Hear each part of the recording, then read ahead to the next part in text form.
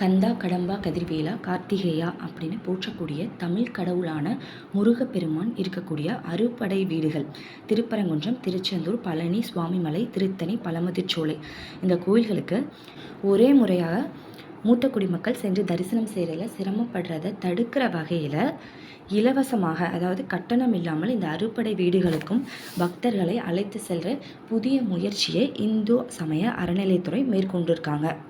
இந்த 6 கோயில்களுக்கும் பக்தர்கள் கட்டணம் இல்லாமல், அதாவது 60 வயசுலேருந்து 70 வயது வரை இருக்கக்கூடிய மூத்த குடிமக்கள் வருஷத்துக்கு 5 தடவை 200 பேர் வீதம் மொத்தம் 1000 பக்தர்களை அழைத்து சென்று தரிசனம் செய்து வைக்க இருக்காங்க. இதுபடி முதல் கட்டமாக இந்த அறுபடை வீடுகளுக்கான ஆன்மீக சுற்றுப்பயணம் வர 28ஆம் தேதி தொடங்க இருக்குது. இதற்கான அப்ளிகேஷன் விண்ணப்பம் நேற்று முதல் இந்து சமய அறநிலையத்துறையுடைய இணையதளம் வெப்சைட்டில் டவுன்லோட் பண்ணி அப்ளை பண்ணலாம் அப்படின்னு சொல்லியிருந்திருக்காங்க. தகுதி இருக்கக்கூடிய 200 விண்ணப்பதாரர்கள் முதல் கட்டமாக இந்த பயணத்தில் அழைத்து செல்லப்படுவாங்க. அதுக்கப்புறம் ஏனைய தகுதி இருக்கக்கூடிய விண்ணப்பதாரர்களுக்கு அடுத்தடுத்த ஆன்மீக பயணங்களில் அழைத்து செல்லக்கூடிய முன்னுரிமை கொடுக்கப்படும் சொல்லியிருக்காங்க. அறுபடை வீடுகளுக்கு ஆன்மீக பயணம் செல்லக்கூடிய பக்தர்கள் கடைபிடிக்க வேண்டிய விதிமுறைகள் என்னென்ன அப்படின்னு பார்த்தோன்னா, அவங்க இந்து மதத்தை சார்ந்தவராக இருக்கணும். அடுத்தது 60 வயதிற்கு மேற்பட்டவராக 70 வயதிற்கு உட்பட்டவராக இருக்கணும்.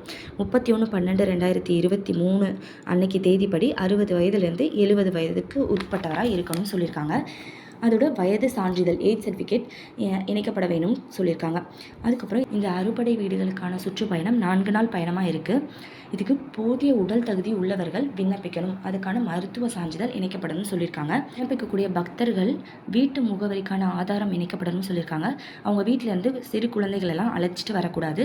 அதுக்கப்புறம் ஆதார், பேன் கார்டு, நிரந்தர கணக்கு எண் அதனோட ஜெராக்ஸ் அட்டாச் பண்ணணும்னு சொல்லியிருக்காங்க.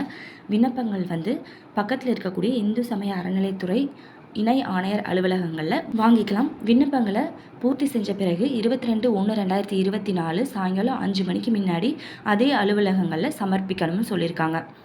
ஆன்மீக பயணம் செல்லக்கூடிய பக்தர்களோட ஆண்டு வருமானம் 2 லட்சத்துக்கு மிகாமல் இருக்கணும். அதுக்கான வருமான சான்று நகல் இணைக்கப்படும்னு சொல்லியிருக்காங்க. வீட்டில் இருக்கக்கூடிய மூத்த குடிமக்கள் ஆன்மீக பயணம் மேற்கொள்ளணும் அப்படின்னு நினைக்கிறவங்க இந்த வாய்ப்பை பயன்படுத்தி இதன் மூலமாக அறுபடை வீடுகளுக்கும் இலவசமாக செஞ்சு தரிசனம் செய்து வரலாம். ஒரே வீட்டிலிருந்து 2 பேர், கணவன் மனைவி 2 பேருமே அப்ளை பண்ணலாம் அப்படின்னு சொல்லியிருக்காங்க. பக்தர்கள் ஒரே ஒரு தடவை தான் இந்த பயணத்தில் கலந்து கொள்ள முடியும் அப்படின்னு சொல்லியிருக்காங்க.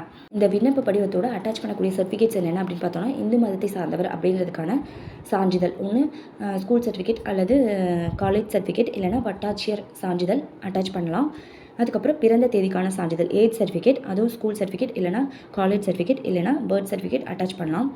அதுக்கப்புறம் முகவரிக்கான சான்றிதழ், அவங்க தற்போது வசிக்கக்கூடிய முகவரிக்கான சான்றிதழ் ஒன்று ரேஷன் கார்டு ஜெராக்ஸ் அல்லது ஆதார் ஜெராக்ஸ் இல்லைனா பாஸ்போர்ட் ஜெராக்ஸ் இல்லைனா ஓட்டர் ஐடி ஜெராக்ஸ் அட்டாச் பண்ணலாம் சொல்லியிருக்காங்க. 4 நாள் பயணமாக இருக்கக்கூடிய இந்த ஆன்மீக சுற்றுப்பயணம்க்கு உடல் தகுதி உள்ளவர்கள் அப்படின்றத சொல்கிற வகையில் அரசு மருத்துவர்கிட்ட சான்றிதழ் வாங்கி இணைக்கப்படணும்னு சொல்லியிருக்காங்க. ஆதார் ஜெராக்ஸ், அதுக்கப்புறம் வருமான சான்றிதழ், வட்டாட்சியர் சான்றிதழ் இல்லைனா வருமான வரி தாக்கல் செய்ததுக்கான அத்தாட்சி நகல் இதில் இணைக்கப்படணும். பாஸ்போர்ட் சைஸ் ஃபோட்டோ 3 வேணும் அப்படின்னு சொல்லியிருக்காங்க.